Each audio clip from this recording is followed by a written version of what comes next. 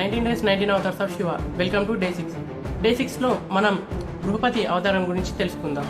జై శ్రీరామ్ అందరికీ హరహర మహాదేవ్. స్టోరీలోకి వెళ్తే శివుడు గృహపతిగా సత్యయుగంలో అవతరించాడు. పూర్వం విశ్వనార మహర్షి అనే ఋషి ఉండేవాడు. ఆయనకి సంతానం లేక తన భార్యతో కలిసి శివునికి ఘోరంగా తపస్సు చేశాడు. శివుడు ప్రత్యక్షమయ్యి స్వయంగా నేనే మీ కుమారుడిగా జన్మిస్తాను అని వరం ఇచ్చాడు. శివుడు వరం ఇచ్చినట్టే విశ్వనార మహర్షికి కుమారుడిగా జన్మించాడు. శివుడి అవతారమైన గృహపతిని పరీక్షించేందుకు ఒకరోజు ఇంద్రుడు అగ్నితో గృహపతికి ప్రమాదం కల్పించాలని ప్రయత్నించాడు. అప్పుడు గృహపతి ఆ అగ్నికి కొంచెం కూడా భయపడలేదు. ఆ అగ్ని చుట్టూ ఉండగానే గృహపతి శివుని ధ్యానం చేశాడు.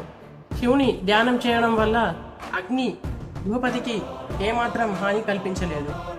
ఆయన భక్తిని చూసి శివుడు ప్రత్యక్షమయ్యి గృహపతికి అగ్నిపైన అధికారం ఇచ్చాడు. ఇలా శివుడు తన భక్తుడి ఇంట గృహపతిగా జన్మించి గృహాన్ని కాపాడడానికి వచ్చిన గృహపతి అవతారంగా భావిస్తారు.